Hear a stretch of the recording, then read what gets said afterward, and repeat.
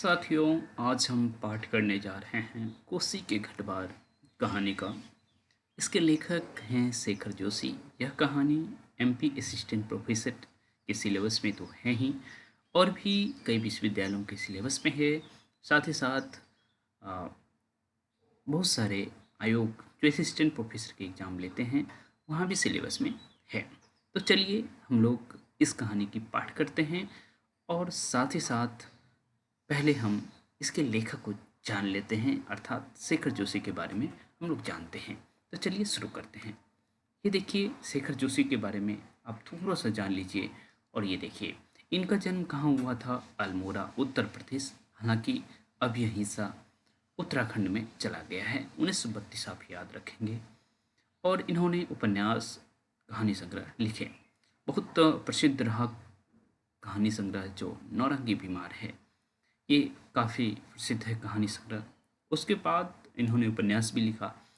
अथ मूसक उबाज, चींटी के पर, कोसी के घटबार। जो हम कहानी पढ़ रहे हैं उपन्यास भी है, और आप देखेंगे ये जो है इस आधारित जो है टीवी सीरियल भी रहा था। साथ के लोग, हलवाहा, मेरा पहाड़, इनको जो है महावीर प्रसाद द्विवेदी सम्मान भी मिला हुआ है। तो अब हम लोग कहानी की तरफ चलते हैं। तो चलिए सीधा हम लोग कहानी पढ़ते हैं। तो चलिए, ये आपका कहानी है और हम लोग शुरू करते हैं। ओके, तो चलिए देखते हैं कहानी। ये रहा आपका कहानी। अभी खप्पर में 1/4 से भी गेहूं शेष था।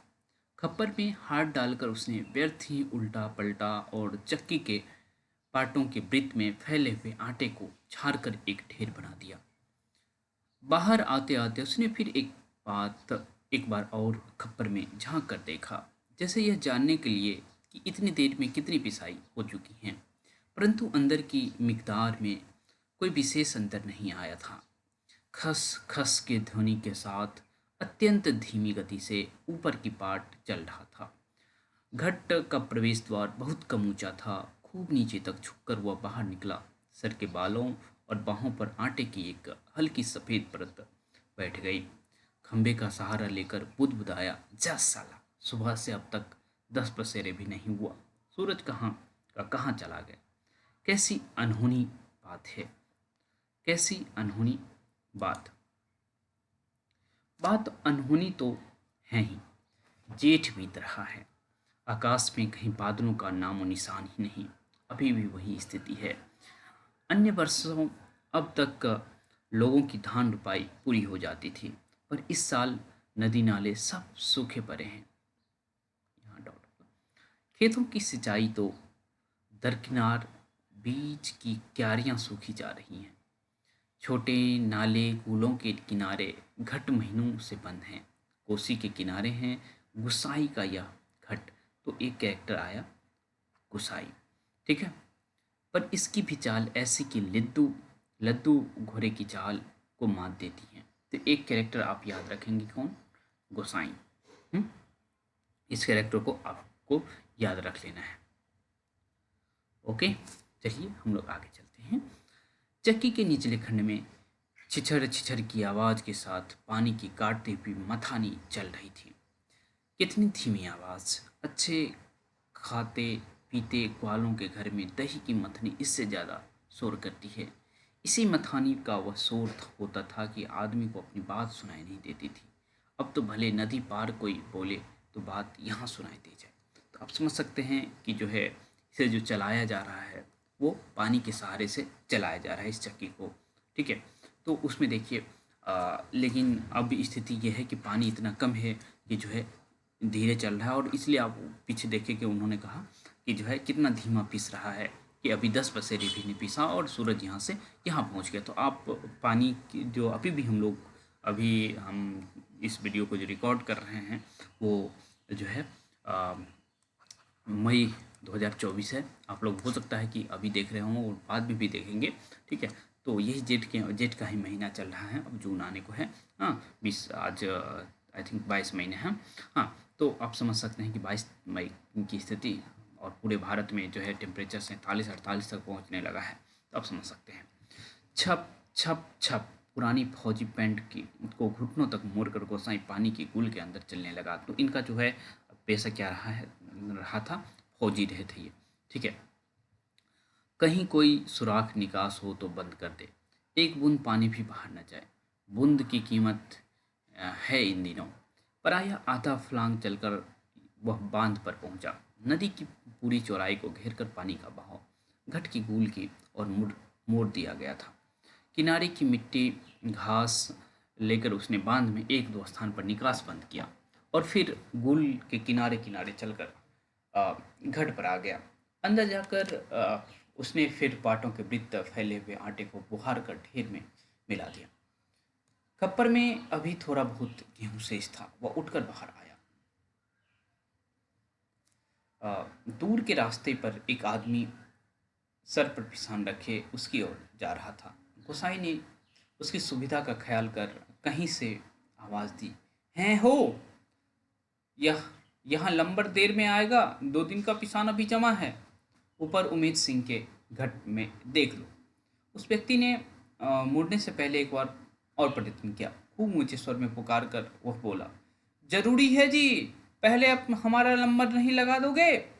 गुसाई ओठों ही ओठों में मुस्कुराया। साला कैसा चीखता है, जिसे घट की आवाज इतनी हो कि मैं सुन न सकूं। कुछ कम ऊंची आवाज में उसने हाथ हिलाकर उत्तर दे दिया, यहाँ जरूरी का भी बाप रखा है जी, तुम ऊपर चले जाओ। यह कहानी हमें हिंदी समय .com के आ, आ, सहायता से मिल पाया है। तो उनको बहुत बहुत धन्यवाद। हाँ, वह लौट गया। मिहल के छाँव में बैठकर गुसाई ने लकड़ी के जलते हुए कुंदे को चिलम गुसाई और गुरगुर करता हुआ धुआं उड़ाता रहा। खसर खसर चक्की की पाट चल रहा था। किट किट किट किट खप्पर से ताने गिरने वाले चिड़िया पाट पर टकरा रही थी। छिछिर छिछिर की आवाज के साथ मथानी पानी को काट रही थी और कहीं कोई आवाज नहीं। कोसी के बहाव में, ये कोसी जो है बिहार का कोसी नहीं है, उत्तराखंड का ही कोसी है। हाँ, कोसी के बहाव में कोई ध्वनि नहीं। रेती पाथरों के बीच टखने टखने पत्थर भी अपना सर उठाए आकाश को निहार रहे थे। दोपहरी ढकने पर भी इतनी तेज धूप, कहीं चिड़ैया भी नहीं बोलती। किसी प्राणी का प्रिय अप्रिय स्वर नहीं। सूखी नदी के किनारे बैठा गुसाई सोचने लगा, क्यों उस व्यक्ति को लौटा दिया। लौट तो वह जाता ही घट के अंदर टच पड़े पिसान के थैलों को देखकर 2-4 क्षण की बातचीत का आशरा ही होता सॉरी। हाँ, कभी कभी गुसाई को यह अकेलापन काटने लगा। सूखी नदी के किनारे यह अकेलापन नहीं, जिंदगी भर साथ देने के लिए जो अकेलापन उसके द्वार पर धरना देकर बैठ गया, वही जिसे अपना कह सके। ऐसे किसी प्राणी का स्वर उसके लिए नहीं, पालतू कुत्ते का स्वर भी नहीं। क्या ठिकाना ऐसे मालिक का जिसका घर द्वार नहीं, बीवी बच्चे नहीं, खाने पीने का ठिकाना नहीं। घुटनों तक उठी हुई पुरानी फौजी पैंट के मोड़ को गुसाई ने खोला। बुल में चलते हुए थोड़ा भाग भीग गया था, पर इस गर्मी में उसे भीगी पैंट की शीतलता अच्छी लगी। पैंट की सलबटों को ठीक करते करते गुसाई ने हुक्के की नली से मुंह उठाया। उसके ओठों में बाएं कोने पर हल्की सी मुस्कान उभर आई। बीती बातों की याद गुसाई सोचने लगा, इसी पैंट की बदौलत यह अकेलापन उसे मिला है। नहीं, याद करने को मन नहीं करता। पुरानी, बहुत पुरानी बातें वह भूल गया है, पर हवलदार साहब की पैंट की बात उसे नहीं भूलती। ऐसे ही फौजी पैंट पहनकर हवलदार धर्म सिंह आया था। लॉन्ड्री की धुली नोकदार क्रीज वाली पैंट। वैसे ही पैंट पहनने की महत्वाकांक्षा लेकर गोसाई फौज में गया था, पर फौज से लौटा तो पैंट के साथ साथ जिंदगी का अकेलापन भी उसके साथ आ गया। देखिए, यहाँ से आप लोग समझ सकते हैं ना। ऐसे ही फौज पहनकर हवलदार धर्म सिंह आया था। लॉन्ड्री की, हाँ, पैंट पहनने की महत्वाकांक्षा लेकर गोसाई फौज में गया था। आप समझ सकते हैं, वो भी फौज में था, पर फौज से लौटा तो पैंट के साथ साथ जिंदगी का अकेलापन भी उसके साथ आ गया। पैंट के साथ साथ कितनी स्मृतियाँ संबद्ध है। उस बार की छुट्टियाँ की बात, कौन महीना, हाँ बैसाखी था। सर पर क्रास खुखरी की क्रेस्ट वाली काली कश्तीनुमा 1 मिनट। हाँ, कौन महीना? हाँ, बैसाख ही था। सर पर क्रॉस खुखरी के क्रेस्ट वाली काली कुश्तीनुमा टोपी को तिरछा रखकर फौजी वर्दी वो पहली बार एनुअल लीव पर घर आया तो चिड़बन की आग की तरह खबर इधर उधर फैल गई। मैं शिमला में रहा हूँ और चिड़बन की आग किस तरह से फैलती है उसे देखा भी हूँ। बच्चे बूढ़े सभी उससे मिलने आए थे। चाचा का गोठ एकदम भर गया था। ठठा ठसाठस बिस्तर की नई एकदम साफ जगमग लाल नीली धारियों वाली दरी आंगन में बिछानी पड़ी थी लोगों को बिठाने के लिए। खूब याद है, आंगन का गोबर दरी में लग गया था। बच्चे बूढ़े सभी आए थे। सिर्फ चना गुड़ या हल्द्वानी के तंबाकू का लोभ नहीं था। कल के शर्मीले गुसाई को नए रूप में देखने का कौतूहल भी था। पर गुसाई की आंखें उस भीड़ में जिसे खोज रही थी वह नहीं था। अब यहाँ से कहानी का एक इंटरेस्टिंग पॉइंट शुरू हो रहा है कि गोसाई की आंखें किसे ढूंढ रहा है। आप लोग को पेन का कलर ठीक लग रहा है या नहीं, ये बताइए। और मैं थोड़ा सा इससे एडिट कर लेता हूँ। ओके। हाँ, नाला पार अपने गांव के से भैंस के कटैया को खोजने के बहाने दूसरे दिन लक्ष्मा आई थी। देखिए किसे ढूंढ रहा था, लक्ष्मा को। पर गुसाई उस दिन उससे मिल न सका। गांव के छोकरे ही गुसाई की जान को बवाल हो गए थे। बुढ़े नरसिंह प्रधान उस दिनों ठीक ही कहते थे, आजकल गुसाई को देखकर सोबनिया का लड़का भी अपनी फटी घेर की टोपी को तिरछी पहनने लगा है। समझिए लक्ष्मी कितनी सुंदर होंगी। ठीक है। और आप यहाँ मुखिया जी जो प्रधान है उसका हाँ नाम याद रखेंगे, नरसिंह। कैरेक्टर्स आपको ध्यान में आ रहा होगा, लक्ष्मा, नरसिंह। हाँ, तो नरसिंह कौन है? यहाँ प्रधान है उस गाँव का। ठीक है, तो आप लोग ध्यान रखेंगे नरसिंह। ओके, चलिए। दिन रात बिल्ली के बच्चों की तरह छौंकरे उसके पीछे लगे रहते थे, सिगरेट बीड़ी या गपशप के लोभ में।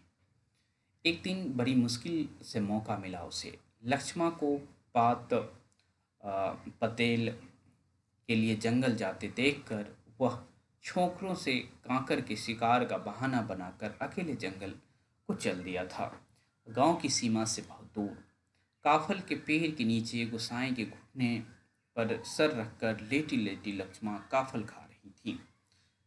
पके गदगदाए गहरे लाल लाल काफल। खेल खेल में काफलों की छीना झपटी करते गोसाई ने लक्ष्मा की मुट्ठी भींच दी। टप टप काफलों का गाढ़ा लाल रस उसके पैंट पर गिर गया था। लक्ष्मा ने कहा, इसे यहीं रख जाना, मेरी पूरी बांह की कुर्ती इसमें निकल आएंगी।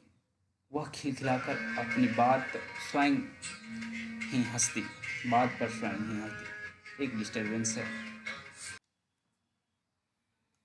सॉरी, इंटरप्ट हो गए थे। एक दिन बड़ी मुश्किल से मौका मिला था उसे। लक्ष्मा को पात पटेल के लिए जंगल जाते देखकर वह छोकर छोकरों से कांकर के शिकार का बहाना बनाकर अकेले जंगल के को चल दिया था। गांव की सीमा से बहुत दूर लाल लाल काफल, आई थिंक हम लोग ये एक पैराग्राफ पढ़ चुके थे, फिर भी खेल खेल में काफलों की छीनी झपटी करते गोसाई ने लक्ष्मा की मुट्ठी भींच दी थी। टप टप काफलों का गाढ़ा रस उसकी पैंट पर गिर गया था। लक्ष्मा ने कहा था, इसे यहीं रख जाना, मेरी पूरी बांह की कुर्ती इससे निकल आएगी। वह खिलखिलाकर अपनी बात पर स्वयं ही हंसती थी। पुरानी बात क्या कहा था गोसाई ने, याद नहीं पड़ता। तेरे लिए मखमल की कुर्ती ला दूंगा, मेरी सुबह या कुछ ऐसा ही थी।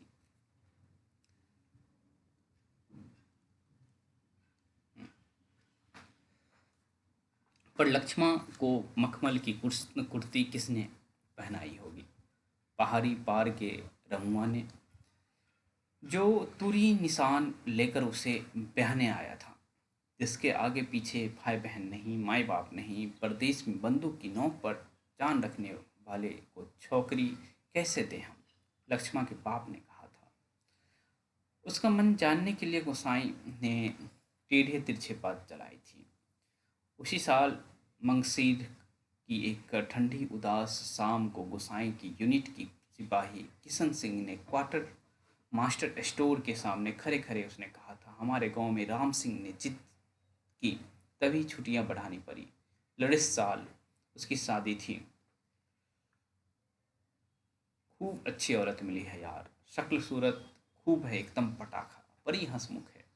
तुमने तो देखा ही होगा, तुम्हारे गांव की नज़दीक ही है। लक्ष्मा लक्ष्मा कुछ ऐसा ही नाम है।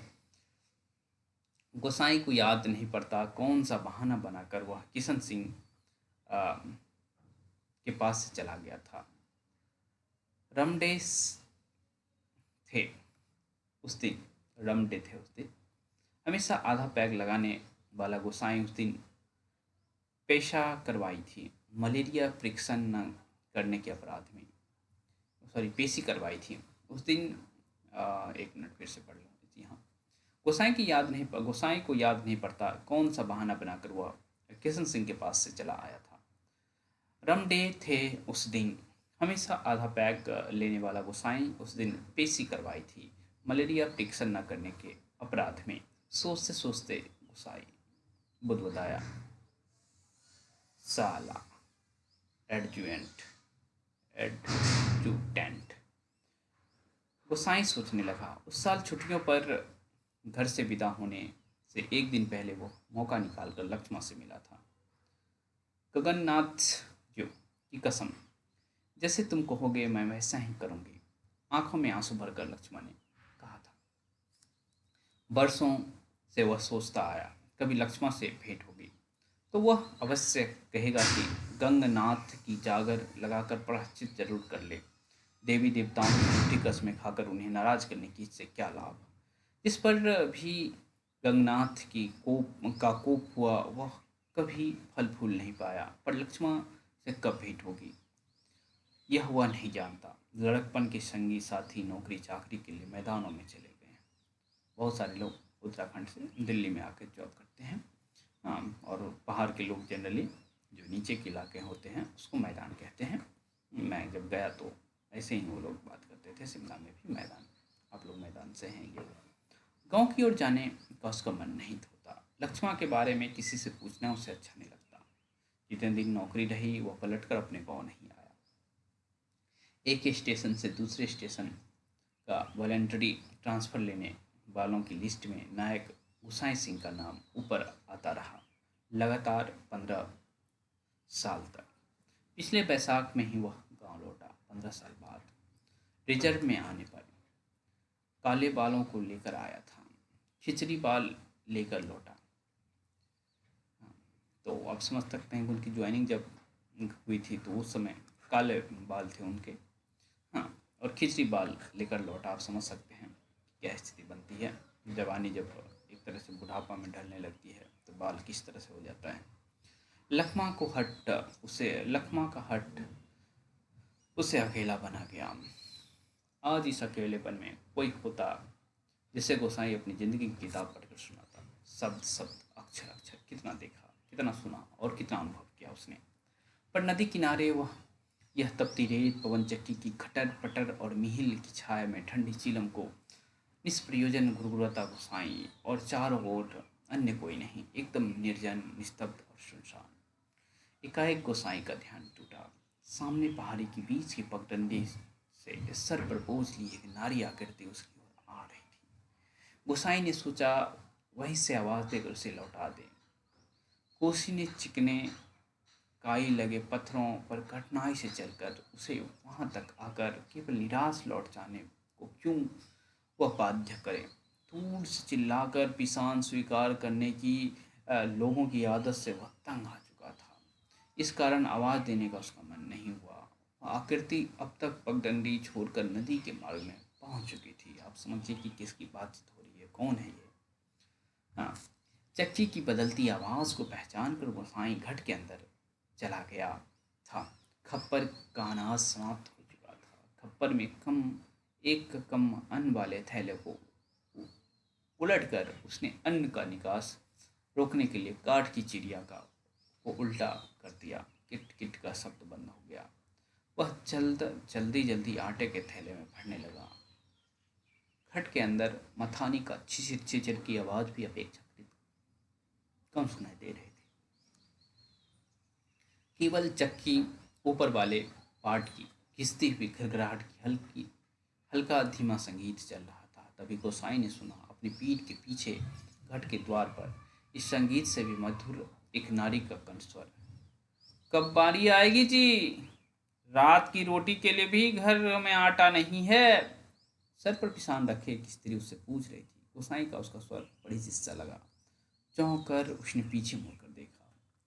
कपड़े में पिसान ढीला बांधा होने के कारण बोझ का एक सिर उसके मुख के आगे आ गया था। गोसाई उसे आ, 1 मिनट ये डिस्टर्ब कर रहा है आपको।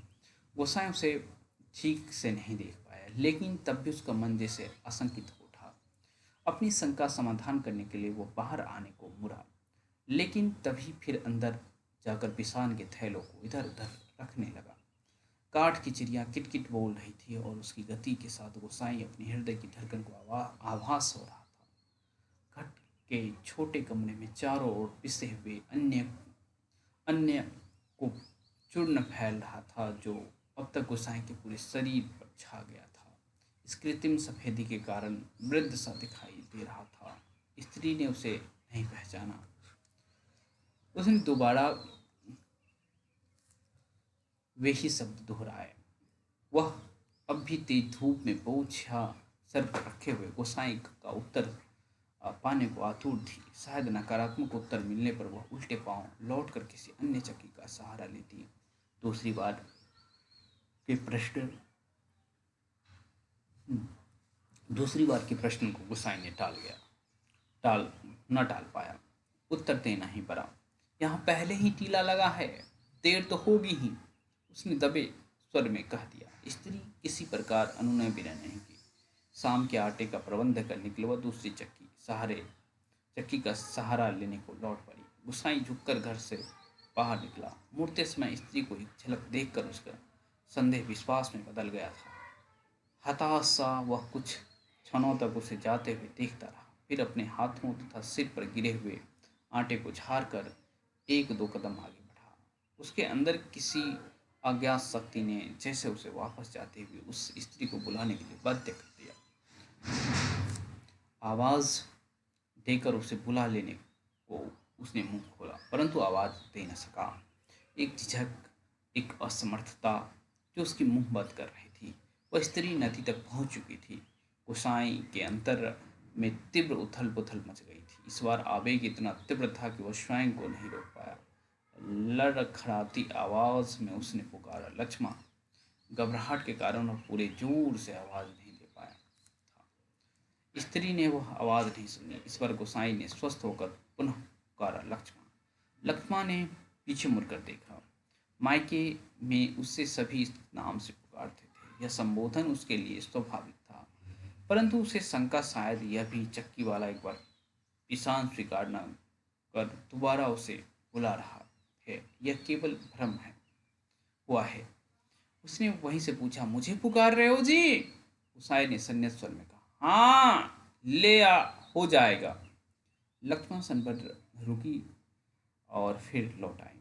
अपना अचानक साक्षात्कार होने का मौका न देने की इच्छा से गोसाई व्यस्तता कर प्रदर्शन करता हुआ महल की छाव में चला गया। लक्ष्मण पिसान का थैला घट के अंदर रखा। बाहर निकल कर उसने आंचल के कोर से मुंह पोंछा। तेज धूप में चलने के कारण उसका मुंह लाल हो गया था। किसी पेड़ की छाया में विश्राम करने की इच्छा ने उसे इधर उधर देखा। महल के पेड़ की छाया में घट की और पीठ किए गोसाई बैठा हुआ था। निकट स्थान में दाढ़ी के एक पेड़ की छांव को देखकर अन्य कोई बैठने लायक स्थान नहीं था। वह उसी ओर चलने लगी थी। गोसाई की उदारता के कारण ऋणी होकर ही उसने निकट आते आते कहा, तुम्हारे बाल बच्चे जीते रहें घटवार जी। ये घटवार कोसी का घटवार आप समझ सकते हैं। बड़ा उपकार का काम कर दिया तुमने। ऊपर के घट में भी जाने कितनी देर लंबर आता। आज संस्कृति के प्रति आज संतति के प्रति दिए आशीर्वचनों को गोसाई ने मन ही मन विनोद के रूप में ग्रहण किया, क्योंकि आप जान रहे हैं कि इनके पास गोसाई जी की शादी एक तरह से नहीं हुई है। हाँ, इस कारण उसकी मानसिक उथल पुथल कुछ कम हो गई। लक्ष्मण उसकी ओर देखें। इससे पूर्व भी उसने कहा, जीते रहे तेरे बाल बच्चे लक्ष्मण, मायके कब आई। गोसाई के अंतर में घुमड़ती आंधी को रोककर यह प्रश्न इतने संयत स्वर में किया जैसे ही वह अन्य 10 आदमियों की तरह लक्ष्मण के लिए साधारण व्यक्ति हो। दारिम की छाया में पात पतेल झाड़कर बैठते लक्ष्मण ने संकित दृष्टि से गोसाई की ओर देखा। कोसी की सूखी धार अचानक जल प्लवित होकर बहने लगती तो भी लक्ष्मण को इतना आश्चर्य न होता जितना अपने स्थान से केवल 4 कदम की दूरी पर गोसाई के रूप में देखने पर हुआ। गोसाई को इस रूप में देखने पर हुआ। विस्मय से आंखें फाड़ कर वह उसे देखती जा रही थी और जैसे ही सॉरी जैसे अब भी उसे विश्वास न हो रहा है कि जो व्यक्ति उसके सम्मुख बैठा है वो उसका पूर्व परिचित गोसाई ही है। तुम जाने लक्ष्मण क्या कहना चाहती थी, शेष शब्द उसके कंठ में ही रह गया। हाँ, पिछले साल पलटन से लौट आया था, वक्त काटने के लिए घट लगवा दिया। गोसाई ने पूछा, बाल बच्चे ठीक हैं। आंखें जमीन पर टिकाए गर्दन हिलाकर संकेत में उसने बच्चों की कुशलता की सूचना दे दी थी। जमीन पर गिरे दारिम के फूल को हाथों में लेकर लक्ष्मण उसकी पंखुड़ियों को एक एक कर निरुद्देश तोड़ने लगी और गोसाई पतली सींक लेकर आग को कुरेदता रहा। बातों का क्रम बनाए रखने के लिए गोसाई ने पूछ लिया, तू अभी और कितने दिन मायके रहने वाली है। अब लक्ष्मण के लिए अपने को रोकना असंभव हो गया था। टप टप टप वह सर नीचा किए आंसू गिराने लगी। सिसकियों के साथ साथ उसके उठते गिरते कंधों की गोसाई देखता रहा। उसे यह नहीं सूझ रहा था कि वह किन शब्दों में वो अपनी सहानुभूति प्रकट करे। इतनी देर बाद सहसा गोसाई का ध्यान हम्म, इतनी देर बाद सहसा गोसाई का ध्यान लक्ष्मण के शरीर की ओर गया। उसके गले में चिरऊ सुहाग चिन्ह नहीं था। तो एक चीज देख सकते हैं कि पहाड़ी एरिया में जो मंगलसूत्र होता है, जिसे क्या कहा जाता है, चरेऊ। ठीक है, इसको आप लोग ध्यान रखेंगे। चरेऊ क्या होता है, मंगलसूत्र, सुहाग चिन्ह जो है। लेखक उसका जिक्र भी कर देते हैं। हतप्रभ सा गोसाई उसे देखता रहा। अपनी व्यवहारिक अज्ञानता पर उसे बेहद झुंझलाहट हो रही थी। आज अचानक लक्ष्मण से भेंट हो जाने पर वह उन सब बातों को भूल गया जिन्हें वह कहना चाहता था। इन क्षणों में वह केवल मात्र श्रोता बनकर रह जाना चाहता था। गोसाई की सहानुभूति दृष्टि पाकर लक्ष्मण आंसू पोंछते हुए अपनी दुखड़ा रोने लगी। जिसका भगवान नहीं होता उसका कोई नहीं होता। जीठ जिठानी से किसी तरह पिन छुड़ाकर यहाँ माँ की बीमारी में आई थी, वह भी मुझे छोड़कर चली गई। एक अभागा मुझे रोने को रह गया, उसी के लिए जीना पड़ रहा। मतलब एक चीज देख सकते हैं कि एक संतान जो है लक्ष्मण को है। ओके, नहीं तो पेट पर पत्थर नहीं तो पेट पर पत्थर बांध कर कहीं डूब मरती, जंजाल काटता। यहाँ काका काकी के साथ रह रही हो, गोसाई ने पूछा। मुश्किल पड़ने पर 1 मिनट। कोई किसी का नहीं होता जी। बाबा की जायदाद पर उसकी आंखें लगी हैं। सोचते हैं कहीं मैं हक न जमा लूं। मैंने साफ साफ कह दिया, मुझे किसी का कुछ लेना देना नहीं। जंगलता का लीसा ढो ढो कर अपना 1 मिनट जंगलात का लीसा ढो ढो कर अपनी गुजर कर लूंगी। किसी का आंख का कांटा बनकर नहीं रहूंगी। किसी की आंख का कांटा बनकर नहीं रहूंगी। गोसाई ने किसी प्रकार मौखिक संवेदना नहीं प्रकट की, केवल सहानुभूति दृष्टि से उसे देखता भर रहा। दारीम के वृक्ष के पीठ टिकाकर लक्ष्मण घुटने मोड़ कर बैठी थी। गोसाई सोचने लगा, 15-16 साल किसी की जिंदगी में अंतर लाने के लिए कम नहीं होते। समय का यह अंतराल लक्ष्मण के चेहरे पर भी एक छाप छोड़ गया था, पर उसे लगा उस छाप के नीचे वह आज भी 15 वर्ष पहले के लक्ष्मण को देख रहा है। कितनी तेज धूप है इस साल, लक्ष्मण का स्वर उसके कानों में पड़ा। प्रसंग बदलने के लिए जैसे ही लक्ष्मण ने यह बात जानबूझकर कही हो, ठीक है, जनरली आप इस बात का उत्तर नहीं देना चाहते हैं तो आप कोई ऐसा बात कर देते हैं जिससे बातें बदल जाए। ओके, तो वही चीज़ यहाँ कह रही है, लक्ष्मण कर रही है। और अचानक उसका ध्यान उस ओर चला गया जहाँ लक्ष्मण बैठी थी। दारिम की फैली फैली अंधढकी डालों से छनकर धूप उसके शरीर पर पड़ रही थी। सूरज की एक पतली किरण न जाने कब से लक्ष्मण के माथे पर गिरी हुई एक लटकी सुनहरी रंगीन नींद में डूब पा रही थी। सॉरी, फिर से इसको पढ़ दूँ। हाँ, दारिम की फैली फैली अधढकी डालों से छनकर धूप उसके शरीर पर पड़ रही थी। सूरज की एक पतली किरण न जाने कब से लक्ष्मण के माथे पर गिरी हुई एक लट को सुनहरी रंगीनी में डुबो रही थी। गुसाई एक तक उसे देखता रहा।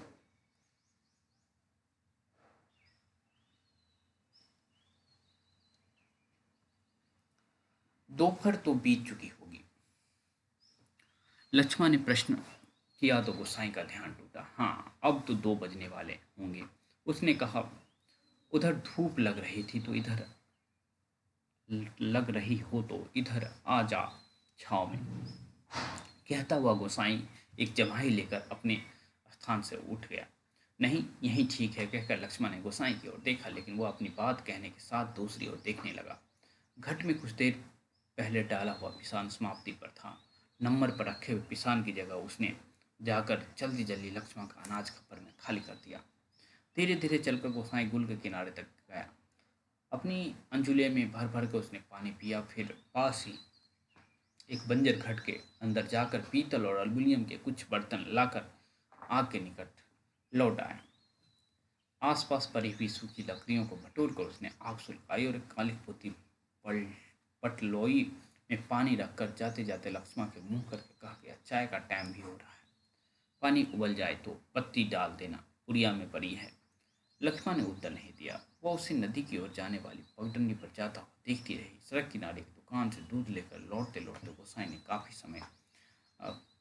को काफी समय लग गया था। वापस आने पर उसने देखा कि एक 6-7 वर्ष का बच्चा लक्ष्मण के देह से सटकर बैठा हुआ है। बच्चे का परिचय देने की इच्छा से जैसे लक्ष्मण ने कहा, इस छोकरे को घड़ी भर के लिए भी चैन नहीं मिलता, जाने कैसे पूछता खोजता मेरी जान खाने को यहाँ पहुँच गया है। गोसाई ने लक्ष्य किया कि बच्चा बार बार उसकी दृष्टि बचाकर माँ के से किसी चीज के लिए जिद कर रहा था। एक बार झुंझुल कर लक्ष्मण ने उसे झिझक दिया, चुप रह, अभी लौट कर घर जाएंगे, इतनी देर में क्यों मरा जा रहा है। चाय के पानी में दूध उबाल डालकर गोसाई फिर उसकी बंजर घट में गया। एक थाली में आटा लेकर वह गुल के किनारे बैठा बैठा उसे गूंथने लगा। महल की निहल के पेड़ की ओर जाते समय उसके साथ 2 एक बर्तन ले लिए। लक्ष्मण ने बल्टलोई में दूध चीनी डालकर चाय तैयार कर दी थी। एक गिलास, एक एनेमल का मग और एक एल्युमिनियम मैस्टीन में गोसाई ने चाय डालकर आपस में बांट ली और पत्थरों से बने बेढंग चूल्हे के पास बैठकर रोटियां बनाने का उपक्रम करने लगा। हाथ की चाय का ग्लास जमीन पर टिका कर लक्ष्मण उठी। आटे की आटे की थाली अपनी ओर खिसकाकर उसने स्वयं रोटी को पका देने की इच्छा से इसे स्वर में प्रकट की कि गोसाई कह रहा ना ना कह सका। वह खरा खरा उसे रोटी पकाते हुए देखता रहा। गोल गोल टिबिया सरीखी रोटियां चूल्हे में खिलने लगी थी। वर्षों बाद गोसाई ने उसे ऐसी रोटियां देखी थी जो अनिश्चित आकार की फौजी लंगर की चपातियों को या स्वयं उसके हाथी सॉरी हाथ से बनी बैडोल रोटियों से एकदम भिन्न थी। आटे की लोई बनाते समय लक्ष्मण छोटे छोटे हाथ बड़ी तेजी से घुमा रहे थे। कलाई में पहने हुए चांदी के करे जब आपस में टकरा जाते तो खन खन का एक अत्यंत मधुर स्वर निकलता। चक्की के पाट पर टकराने वाली काठ की चिड़िया का स्वर कितना नीरस हो सकता है, यह गोसाई आज पहली बार अनुभव किया। किसी काम से वह बंजर घट की ओर गया। बड़ी देर तक खाली बर्तन डिब्बों को उठाता रखता रहा। वह लौट कर आया तो लक्ष्मण रोटी बनाकर बर्तन को समेट चुकी थी और आटे में सने हाथों को धो रही थी। गोसाई ने बच्चे की ओर देखा। वह दोनों हाथ में चाय का मग था में टकटकी लगाए गोसाई को देख रहा था। लक्ष्मण ने आग्रह के स्वर में कहा, चाय के साथ खानी हो तो खा लो, फिर ठंडी हो जाएगी। मैं तो अपने टाइम पर ही खाऊंगा। यह तो बच्चे के लिए स्पष्ट कहने में उसे झिझक महसूस हो रही थी, जैसे बच्चे के संबंध में चिंतित होने की उसकी चेष्टा अनाधिकार हो। नाना जी, वह तो अभी घर से खाकर ही आ रहा है। मैं रोटियां बनाकर रख आई थी। अत्यंत संकोच के साथ लक्ष्मण ने आपत्ति प्रकट की। ये क्यों ही कहती है, कहाँ रखी थी रोटियां घर में? बच्चे ने रुआंसी आवाज में वास्तविक व्यक्ति की बातें सुन रहा था और रोटियों को देखकर उसका संयम ढीला पड़ गया। चुप! आंखें तरेर कर लक्ष्मण ने उसे डांट दिया। बच्चे की इस कथन से स्थिति हास्यास्पद हो गई और इस कारण लज्जा उसके मुंह से आरक्त हो उठा। बच्चा है, भूख लग गई होगी, डांटने से क्या फायदा? गोसाई ने बच्चे का पक्ष लेकर 2 रोटियां उसकी ओर बढ़ा दी, परंतु माँ की अनुमति के बिना उसे स्वीकारने का एहसास बच्चे को नहीं हो पा रहा था। वह ललचाई दृष्टि से कभी रोटियों की ओर तो कभी माँ की ओर देख रहा था। गोसाई ने बार बार गोसाई के बार बार आग्रह करने पर बच्चा रोटियां लेने में संकोच करता रहा, तो लक्ष्मण ने उसे झिझक दिया। मर, अब ले क्यों नहीं लेता? जहाँ जाएगा वहीं अपने लक्षण दिखाएगा।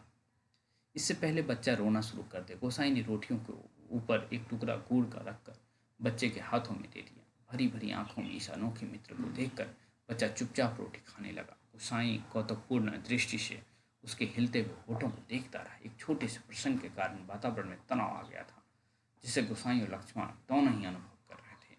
स्वयं भी एक रोटी में को चाय में डुबाकर खाते खाते गोसाई ने जैसे इस तनाव को दूर करने की कोशिश में ही मुस्कुरा कर कहा, लोग ठीक ही कहते हैं, औरत के हाथ की बनी रोटियों में स्वाद ही दूसरा होता है। आप लोग को भी लगता है कि ऐसा? यदि कोई स्टूडेंट, फीमेल स्टूडेंट या मेल स्टूडेंट देख रहे हो, दोनों में से कोई भी देख लो तो बताएं। औरत के हाथ की बनी रोटी का स्वाद ही दूसरा होता है। लक्ष्मण ने करुण दृष्टि से उसके ओर देखा। गोसाई हो होकर खोखली हंसी हंस रहा था। कुछ साग सब्जी होता तो बेचारा एक आध रोटी और खा लेता। गोसाई ने बच्चे की ओर देखकर अपनी व्यवस्था प्रकट की। ऐसे ही खाने पीने वाले की तकदीर लेकर पैदा हुआ था। मेरे भाग्य क्यों पड़ता? 2 दिन में से घर में तेल नमक नहीं। आज थोड़े पैसे मिल रहे हैं, आज ले जाऊंगा कुछ सौदा। हाथ से अपनी जेब टटोलते हुए गोसाई ने संकोचपूर्ण स्वर कहा, लक्ष्मण। लक्ष्मण ने जिज्ञासा से उसकी ओर देखा। गोसाई ने जेब में एक नोट निकालकर उसकी ओर बढ़ाते हुए कहा, ले, काम चलाने के लिए रख ले। मेरे पास अभी और है, पर परसों दफ्तर से मनी ऑर्डर आया था। नहीं नहीं जी, काम तो चल ही रहा है। मैं इस मतलब से थोड़े कह रही थी। यह तो बात चली थी तो मैंने कहा। कहकर लक्ष्मण ने सकारात्मक सहायता लेने से इनकार कर दिया। गोसाई को लक्ष्मण का यह व्यवहार अच्छा नहीं लगा। रूखी आवाज में वह बोला, दुख तकलीफ के वक्त ही आदमी आदमी के काम नहीं आया तो बेकार है। साला कितना कमाया, कितना फूका हमने इस जिंदगी में, है कोई हिसाब? पर क्या फायदा, किसी के काम नहीं आया। इसमें आसान की क्या बात है? पैसों तो मिट्टी है, साला किसी के काम नहीं आया। मिट्टी, एकदम मिट्टी। ये जो स्टेटमेंट कितना इंपॉर्टेंट है। पैसा तो मिट्टी है, साला किसी के काम नहीं आया।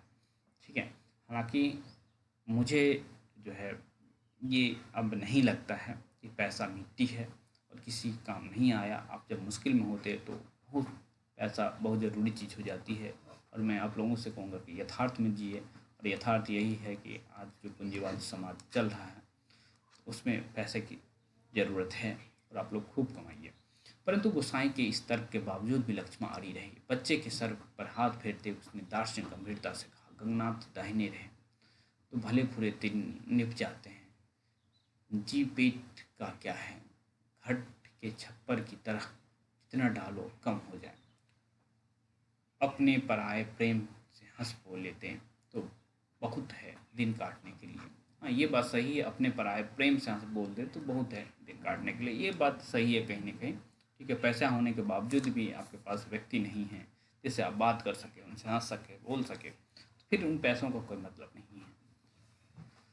गोसाई ने गौर से लक्ष्मण के मुख की ओर देखा। वर्षों पहले उठे हुए ज्वार और तूफान का वहां कोई चिन्ह शेष नहीं था।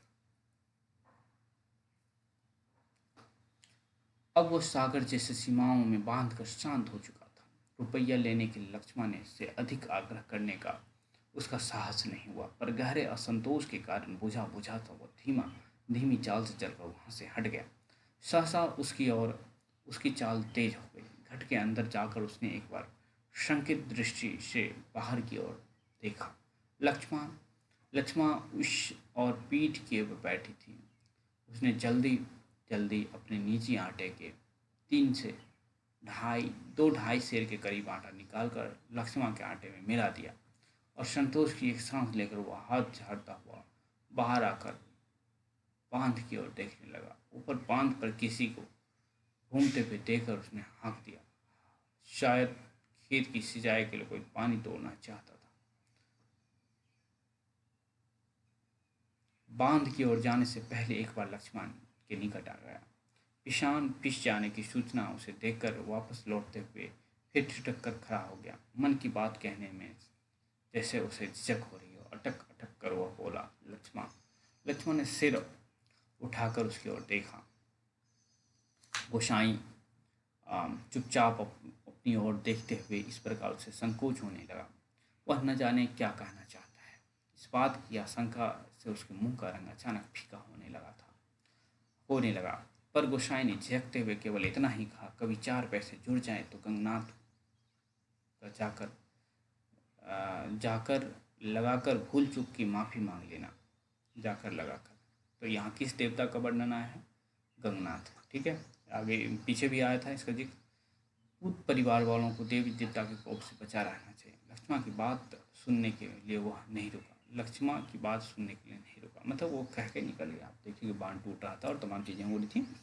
हाँ, पानी तोड़ने वाले खेतिहर से झगड़ा निपटा कर कुछ देर बाद लौटते हुए उसने देखा, सामने वाले पहाड़ की पगडंडी पर सर पर आटा लिए लक्ष्मण अपने बच्चे के साथ धीरे धीरे जा रही थी। वह उन्हें पहाड़ी के मोड़ तक पहुंचने तक टकटकी बांध देखता रहा।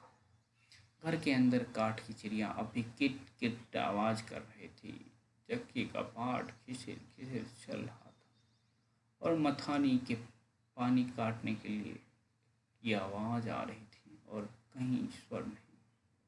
सब सुनसान निस्तब्ध।